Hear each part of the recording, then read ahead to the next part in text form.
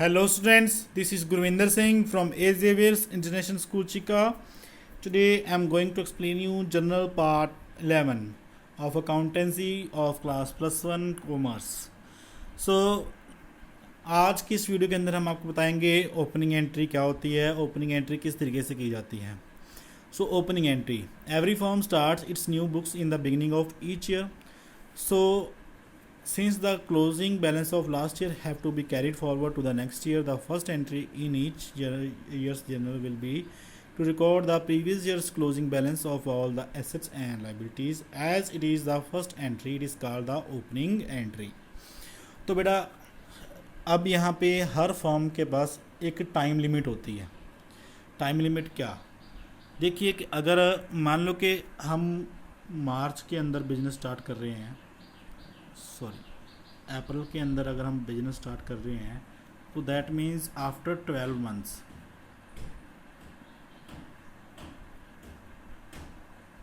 ठीक है, यानी कि एक साल कंप्लीट होने के बाद आपका इवैल्यूएशन होगा कि आपने 12 महीने में एक साल में कितना पैसा कमाया, यानी अप्रैल से लेके मार्च तक. ठीक है, आप जो भी कमाई करते हो मार्च की 31 तारीख को, आखिरी तारीख को, यानी कि साल की आखिरी तारीख को आपका इवैल्यूएशन किया जाता है कि आपने एक साल के अंदर कितना कमाया. तो जो ये हमारा साल है, हमने शायद आपको पहले ही बताया होगा, अप्रैल से मार्च तक जो चलता है, 1 अप्रैल से मार्च 31 तक जो चलता है साल हमारा, उसको हम बोलते हैं फाइनेंशियल ईयर. और जो हमारा 1 जनवरी से 31 दिसंबर तक चलता है उसको हम बोलते हैं कैलेंडर ईयर. ठीक है, तो ये दोनों में से कोई भी साल हो, चाहे वो फाइनेंशियल ईयर हो चाहे वो कैलेंडर ईयर हो, हमने अपनी बुक्स एक जगह स्टार्ट करनी होती है और दूसरी जगह क्लोज़ करनी होती है. यानी कि साल की शुरुआत में उनको ओपन करना होता है और साल के लास्ट में उनको बुक्स को क्लोज़ करना होता है ताकि हम प्रॉफिट या लॉस के बारे में जान सकें. तो जब भी हमने पिछले साल की बुक्स को बंद किया, क्लोज़ किया, अपना सारा हिसाब किताब कर लिया, तो उन बुक्स को, उन बैलेंसेस को नए साल में शुरू भी करना होता है. क्योंकि पुरानी हमारी एक बैलेंस शीट होती है जो बैलेंस शीट हमें बताती है कि पिछले साल आपके पास क्या क्या चीज़ें बैलेंस में पड़ी हुई थी, जैसे कि स्टॉक कितने का था, कैश कितने की थी, मशीनरी कितने की थी, बिल्डिंग कितने की थी, लैंड कितने की थी, आपने कितने क्रेडिटर्स को देना था, कितने डेटर्स से लेना था, या कैपिटल्स का बैलेंसेस क्या था. ये सब चीज़ें जो बैलेंसेस हैं ये आपको नए साल में भी एंटर करने होते हैं. यानी कि जब आप साल की शुरुआत कर रहे हो तो वो बैलेंस कहीं चले तो जाएंगे नहीं, रहेंगे तो आपके पास ही. तो उनकी एक न्यू एंट्री करनी पड़ती है आपको पुराने बैलेंसेस की ही. जो आपने 31 मार्च को अकाउंट्स क्लोज़ किए, उनकी एंट्री आपको 1 अप्रैल को करनी पड़ती है. अगर आप कोई एंट्री 31 मार्च को कर रहे हो तो उसको हम बोलते हैं क्लोजिंग एंट्री. और अगर आप कोई एंट्री 1 अप्रैल यानी कि अगले ही दिन नए साल की शुरुआत में कर रहे हो तो उसको हम क्या बोलेंगे? Opening entry. अंडरस्टूड है? सो पुराने साल के बैलेंसेस को जब हम नए साल के बैलेंसेस में उतार देते हैं या उसकी एंट्री करते हैं तो उसको बोला जाता है opening entry. So opening entry के अंदर जितने भी आपके एसेट्स होंगे, एसेट्स जानते हो, लैंड, बिल्डिंग, कैश, डेटर्स, जो भी ऐसी प्रॉपर्टी होती है आपकी, एसेट्स जो होते हैं, उन सभी एसेट्स को ओपनिंग एंट्री के अंदर आपने क्या करना है? डेबिट करना है. अंडरस्टूड? और जितनी भी लाइबिलिटीज़ हैं, लाइबिलिटीज़ जानते हो, लाइबिलिटीज़ बेसिकली हम क्या कहते हैं? क्रेडिटर्स, जिनको पैसा आपने देना है. बैंक का लोन, जिस बैंक का लोन की पेमेंट आपने करनी है फ्यूचर में, है ना. या फिर कैपिटल अकाउंट्स. कैपिटल अकाउंट्स भी क्या होते हैं? लाइबिलिटीज़ ही होते हैं. लेकिन वो बात अलग है कि वो कैपिटल का जो पैसा है वो किसने दे रखा है? बिज़नेस के मालिक ने ही दे रखा है, लेकिन बिज़नेस को वो भी एक लाइबिलिटी मानना होता है. तो सभी लाइबिलिटीज़ को क्या करना है? इसके उल्टा क्रेडिट करना है. एसेट्स को क्या करना है? डेबिट. और लाइबिलिटीज़ को क्या करना है? क्रेडिट. कहाँ पे? ओपनिंग एंट्री के दौरान. अंडरस्टूड है? और दोनों का बैलेंस क्या होना चाहिए? इक्वल होना चाहिए. जितने एसेट्स हैं उतनी ही लाइबिलिटीज़ हमारी होनी चाहिए. ये ज़रूरी है. ये हम कहाँ पे पढ़ चुके हैं? अकाउंटिंग इक्वेशन का जो चैप्टर था उसके अंदर हम कर चुके हैं. एसेट्स हमारे हमेशा किसके इक्वल होने चाहिए? लाइबिलिटीज़ के इक्वल होनी चाहिए. सो नेक्स्ट हम स्टार्ट करते हैं किस तरीके से हमने ओपनिंग एंट्री करनी है. तो यहाँ पे जनरल एंट्रीज का एक क्वेश्चन दे रखा है, उस क्वेश्चन को ही हम सॉल्व कर लेते हैं। नंबर 1 पे है started business contributing ₹50,000 in cash, 4,50,000 in cheque and building value ₹20 lakh. तो यहाँ पे बिजनेस स्टार्ट ही किया गया है, ये पुराना बिजनेस नहीं था, इन्होंने बिजनेस स्टार्ट ही किया है, नया बिजनेस ही स्टार्ट किया है। लेकिन उसके लिए उन्होंने कुछ एसेट्स लेके आए हैं, जैसे कि 50,000 रुपये का क्या है, कैश है, 4.5 लाख रुपए का क्या है, चेक, यानी कि ये अमाउंट बैंक में पड़ी हुई है, और 20 लाख रुपए का क्या है, बिल्डिंग है। ठीक है, तो ये तीनों एसेट्स लेके आए हैं बिजनेस को स्टार्ट करने के लिए। तो इस एंट्री को भी ओपनिंग एंट्री ही बोला जाता है। ठीक है, तो इस एंट्री को, ओपनिंग एंट्री को करने के लिए आपको क्या करना है, जैसे मैंने कहा कि सभी एसेट्स को क्या कर दिया जाएगा, डेबिट। तो एसेट्स पहचानिए, एसेट कौन कौन से हैं। 50,000 कैश क्या है, एसेट है। 4.5 लाख जो बैंक में पड़ा हुआ है, ये भी क्या है, प्रॉपर्टी है, एसेट है। और बिल्डिंग जो 20 लाख की है, ये भी क्या है, एसेट है। तो सारे ही एसेट हैं, यहाँ पे लाइबिलिटी तो कोई दे नहीं रखी है, तो लाइबिलिटी होती तो उसको हम क्रेडिट कर लेते हैं, लेकिन एसेट्स हैं तो उसको सबको क्या करेंगे, डेबिट। यानी कैश आपका डेबिट हो जाएगा, 4.5 लाख रुपए का बैंक डेबिट हो जाएगा, और बिल्डिंग डेबिट हो जाएगी आपकी 20 लाख रुपए की। ठीक है, तो सबको डेबिट कर देंगे। लेकिन अब क्रेडिट किसको करेंगे, जितने भी हमारे यहाँ पे एसेट्स हैं इनको तो आपने डेबिट कर दिया, इसके इक्वल लाइबिलिटीज़ को भी क्रेडिट होना पड़ेगा, इसके इक्वल लाइबिलिटीज़ भी होनी चाहिए। तो लाइबिलिटीज़ क्या हैं, तो ये जो सारा पैसा है ये बिजनेसमैन अपने पास लेके आ रहा है 1 फरवरी को, यानी कि माथुर ब्रदर्स जो बिज़नेस स्टार्ट कर रहे हैं वो सारा पैसा ये 50,000 कैश में, 4.5 लाख बैंक का बैलेंस और बिल्डिंग का 20 लाख रुपए का, ये सारा वो लेके आ रहे हैं, प्रोपराइटर लेके आ रहा है। तो इसका मतलब ये हुआ कि ये जो सारा पैसा आ रहा है किसके रिगार्डिंग आ रहा है, कैपिटल के रिगार्डिंग आ रहा है। तो कैपिटल भी एक लाइबिलिटी होती है, तो सारे की सारी जो अकाउंट है वो कैपिटल अकाउंट को क्रेडिट कर देंगे। जितना भी टोटल बैलेंस है एसेट्स का वो कहाँ पे चला जाएगा, कैपिटल अकाउंट में चला जाएगा। तो इसकी जनरल एंट्री देख लीजिए क्या आएगी। देखिए फरवरी 1 को जब बिजनेस स्टार्ट हो रहा है तो बैंक अकाउंट आपका, cash account debit, bank account debit, building account debit, 50, 4.5 lakh और 20 लाख, टोटल हो गया 25 लाख। ठीक है, और ये किसके रिगार्डिंग आ रहा है, ये बिजनेस को स्टार्ट करने के रिगार्डिंग, यानी कि कैपिटल के रिगार्डिंग आ रहा है। तो 25 लाख से एक लाइबिलिटी को क्रेडिट कर देंगे हम, जो कि होगी टू कैपिटल अकाउंट। अंडरस्टूड है। नेक्स्ट देख लेते हैं फरवरी 5 को क्या हो रहा है। Feb 5 को purchased goods from Mohanlal of the list price of ₹50,000 for ₹46,000। तो हमने मोहनलाल से गुड्स परचेज़ की हैं जिसका प्राइस था 50,000, लेकिन कितने में परचेज़ कर लिया उसको, 46,000 में प्राइस हमने उसको बाय कर लिया। तो उसका मतलब ये हो गया कि यहाँ पे जो 4,000 का डिस्काउंट मिल रहा है हमें, तो वो किस चीज़ का डिस्काउंट है, वो 4,000 का डिस्काउंट है ट्रेड डिस्काउंट। ये हमें कहाँ पे लिखा हुआ है कि ये ट्रेड डिस्काउंट है, ये कहीं पे लिखा नहीं हुआ, लेकिन ये देखिए कि यहाँ पे उन्होंने 50,000 वाली चीज़, लिस्ट प्राइस वाली चीज़, अगर वो 46,000 में हमें दे रहा है तो दैट मीन्स वो 4,000 रुपये का ट्रेड डिस्काउंट होगा। कैश डिस्काउंट उस टाइम पे होगा जब हम उसकी पेमेंट कर रहे होंगे। अगर इन्होंने ये कह दिया होता नीचे, इसके बाद 46,000 के बाद ये लिख दिया होता कि 46,000 का जो 4,000 का डिस्काउंट मिला है वो प्रॉम्प्ट पेमेंट करने की वजह से मिला है, यानी कि उसी टाइम पेमेंट करने की वजह से मिला है, तो हम उसको ट्रेड डिस्काउंट नहीं लेते, हम उसको कैश डिस्काउंट ले लेते। लेकिन यहाँ पे हमने क्या लेना है, ट्रेड डिस्काउंट, और ट्रेड डिस्काउंट का हमने कभी भी अकाउंट्स के अंदर शो नहीं करना होता। तो 50,000 को यहाँ पे भूल जाएंगे, हम किसको लेंगे, सिर्फ 46,000 को लेंगे। परचेज़ और मोहनलाल, दो अकाउंट्स हमारे पास आ गए।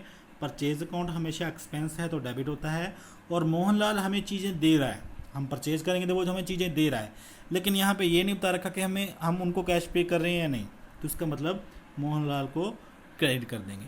तो purchase account debit to Mohanlal, 46,000 की एंट्री आ जाएगी यहाँ पे। Purchase account debit to Mohanlal 46,000 discount यहाँ पे शो नहीं करना क्योंकि ये ट्रेड डिस्काउंट है। नेक्स्ट एंट्री देख लेते हैं फरवरी 17 की। परचेज गुड्स कॉस्टिंग भी 1 लाख, 1 लाख रुपये कॉस्ट की गुड्स थी। साहिल एंड कंपनी से हमने जो ये ख़रीद ली हैं, paid 60% immediately by cheque to avail 5% discount. और 5% का कैश डिस्काउंट हमें मिलना है, इसके 5% का कैश डिस्काउंट हमें मिलना है, जिसके ऊपर हमें कितनी अमाउंट पे कर दी है, 60%। एक बार दोबारा से आपको बता देता हूँ। 1,00,000 रुपये की गुड्स हमने बाय किया साहिल एंड ब्रदर्स से, साहिल एंड कंपनी से, और 5% कैश डिस्काउंट को पाने के लिए, यानी कि हम चाहते थे कि 5% हमारी जो अमाउंट है वो कम हो जाए, उसके लिए 60% अमाउंट हमने पे कर दी। यानी कि 1,00,000 की पूरी 1,00,000 अमाउंट नहीं पे की, 1,00,000 का कितना पे करने की किया हमने, 60,000। 60% कितना बनेगा, 60,000 रुपीज़ बनेगा। ठीक है, तो 60,000 रुपये कर दिया, और 60,000 के ऊपर हमें क्या मिल जाएगा, डिस्काउंट मिल जाएगा। कितने परसेंट, 5%। तो 5% कैश डिस्काउंट कितना हो गया, 3,000 रुपीज़। अभी हमने 60,000 पेमेंट करने के लिए राज़ी हो गए थे कि भाई हम 60,000 रुपये पेमेंट कर देंगे। तो उसने क्या कहा कि आपको 3,000 देने की ज़रूरत नहीं है। 3,000 क्यों नहीं देंगे, क्योंकि उसने कहा था 5% आपको डिस्काउंट मिल जाएगा अगर आप पेमेंट अभी कर देते हो। तो हमने 60% इमीडिएटली कर दी, तो 60,000, 1,00,000 की बजाय 60,000 के ऊपर हमें 3,000 रुपये का डिस्काउंट मिल जाएगा। तो हमें पेमेंट कितनी करनी पड़ेगी, 57,000 की पेमेंट करनी पड़ेगी। एक बार दोबारा से देख लीजिए। 1,00,000 की गुड्स को परचेज़ किया हमने, उसकी 60% पेमेंट हमने कर दी, यानी कि 60% पेमेंट करने के लिए हम राज़ी हो गए। तो 1,00,000 का 60% बनता है 60,000। तो 60,000 अब अगर हम उसको पे कर रहे हैं, तो 60,000 के ऊपर जितनी पेमेंट हम कर रहे हैं उसके ऊपर हमें 5% कैश डिस्काउंट मिल जाएगा। तो 5% कैश डिस्काउंट बनता है 3,000। तो 60,000 में से 3,000 हमें नहीं देना पड़ेगा, तो कितनी पेमेंट करनी है, हमने 57,000 की पेमेंट करनी है। और बाकी जो दूसरी तरफ बच गया वो है 40,000। 40,000 ये क्या बच गया, देखो बेटा, 1,00,000 की परचेज़ की है हमने, 60,000 की ही सिर्फ पेमेंट की है, तो मतलब 40,000 की पेमेंट अभी करनी बाकी है। ठीक है, समझ में आ गया है। तो 40,000 साहिल एंड कंपनी को क्रेडिट करेंगे कि भाई साहिल एंड कंपनी को फ्यूचर में हमने पैसे देने हैं, कितने देने हैं, 40,000, इसलिए इसको क्रेडिट कर देंगे। वैसे भी ये 40,000 की गुड्स हमें दे तो रहा है, लेकिन 40,000 के पैसे नहीं हमसे ले रहा, हमने सिर्फ 60,000 रुपये दिए हैं, 40,000 के पैसे हमने नहीं दिए, इसलिए साहिल एंड ब्रदर को 40,000 के साथ क्या करना पड़ेगा, हमें क्रेडिट करना पड़ेगा। अंडरस्टूड। दूसरा परचेज अकाउंट है। परचेज तो टोटल ही 1,00,000 रुपये की हो रही है, तो इसको 1,00,000 रुपये के साथ डेबिट कर देंगे। साथ भी के साथ हम पेमेंट भी कर रहे हैं, 60%, यानी कि कैश आपको पे करना है 60%। तो टू कैश, यानी कि आपका कैश आपको 57,000 का पे करना है। 60,000 का इसलिए पे नहीं किया क्योंकि 3,000 डिस्काउंट था, तो इसका मतलब 2 डिस्काउंट की इनकम भी हमें हो रही है, तो डिस्काउंट अकाउंट आपका एज ए इनकम 3,000 वो भी क्या हो जाएगा, यहाँ पे क्रेडिट हो जाएगा। तो जनरल एंट्री आपकी क्या बनेगी, परचेज अकाउंट डेबिट होगा 1,00,000 के साथ, to Sahil 40,000, to cash 57,000, to discount 3,000, तो टोटल इसका क्रेडिट बैलेंस भी 1,00,000 रुपया बन जाएगा। ये देख लीजिए, परचेज अकाउंट डेबिट 1,00,000 रुपया, टू बैंक, क्योंकि ये पेमेंट जो है वो चेक के थ्रू की है, तो कैश की जगह पे टू बैंक आ जाएगा, और 57,000 की पेमेंट हमने कर दी। डिस्काउंट कितने का मिल गया, 3,000 रुपये का, 57 + 3 60,000 पूरा हो गया। और साहिल एंड ब्रदर्स को फ्यूचर में कितने देने हैं, 40,000 रुपये, तो टोटल 1,00,000 रुपया जो था उसका एंट्री हमने कर दिया। नेक्स्ट देते हैं 24 को, sold goods to Kishore and company of the list price of ₹40,000 for ₹38,000। तो 40,000 रुपये गुड्स हमने कितने में बेच दी, 38,000 रुपये में। तो 2,000 क्या लिखना है, फिर से ट्रेड डिस्काउंट लिखना है। इसको हमने अकाउंट्स में शो नहीं करना, यानी कि इसकी कोई जनरल एंट्री नहीं होगी, सिर्फ अपने 38,000 रुपये की एंट्री करनी है डिस्काउंट काटने के बाद। ठीक है, तो यहाँ पे सेल कर रहे हैं, तो सेल अकाउंट हो गया। दूसरा, सेल करने पे हमें पैसे नहीं मिल रहे क्योंकि कुछ नहीं बता रखा पैसे मिलने के बारे में, तो किशोर एंड कंपनी 2 अकाउंट आ गए। सेल इनकम है तो क्रेडिट हो जाएगा। किशोर एंड कंपनी हमसे गुड्स को ले रहा है और रिसीवर को क्या करते हैं, डेबिट करते हैं। सो किशोर एंड कंपनी डेबिट हो जाएगा टू सेल्स, यहाँ पे देखिए किशोर एंड कंपनी टू सेल्स 38,000 38,000। ठीक है, नेक्स्ट हम चलते हैं 26 लास्ट जो है हमारा, sold to Kanika and company goods costing rupees 1 lakh, 1 lakh रुपये गुड्स कनिका को सेल किया 20% प्रॉफिट के ऊपर। अगर हम 1 लाख रुपये गुड्स 20% प्रॉफिट पे बेचेंगे तो उसकी सेलिंग वैल्यू क्या होगी। अभी हमें फाइंड करना है कि अगर आप 1 लाख रुपये की चीज़ें हैं उसको 20% ट्रेड डिस्काउंट पे बेच रही हो तो 1 लाख का 20% कितना हो जाएगा, 1 लाख का 20% होगा 20,000। तो 1 लाख रुपये की चीज़ें 20,000 रुपये प्रॉफिट पे बेचोगे तो आपको उसको कितने में बेचना पड़ेगा, 1,20,000 में बेचना पड़ेगा। इसका एक इजी एग्जांपल आपको बताता हूँ। मैंने आपको एक पेंसिल दे दी 8 रुपये में, आपने मेरे को 8 रुपये दे दिए और मैंने आपको एक पेंसिल दे दी। मैंने कहा कि आपने इसमें इस पेंसिल से 2 रुपये कमाने हैं। कितने रुपये कमाने हैं, 2 रुपये कमाने हैं।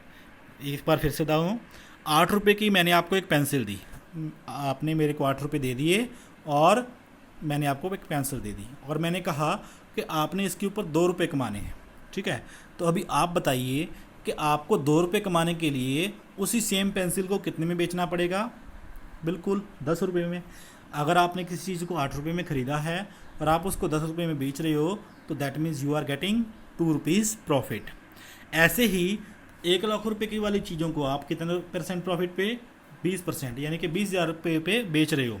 ठीक है, तो दोनों को ऐड कर दोगे तो आपकी सेल कितने की हो जाएगी, तो सेल वैल्यू कितने की हो जाएगी, 1,20,000। जैसे यहाँ पे सेल वैल्यू 10,000 थी, यहाँ पे सेल वैल्यू 1,20,000 हो गई है। अंडरस्टूड। अगर यहाँ पे ये दोनों चीज़ आपको समझ में आ गई हैं तो यहाँ पे आपकी सेल कितने की हो गई है, 1,20,000 रुपये की सेल हो गई। ठीक है, आगे क्या लिख रखा है, allowing 10% trade discount. Allowing 10% trade discount, अगर 10% ट्रेड डिस्काउंट हमने अलाउ करना है तो दैट मीन्स हमें यहाँ पे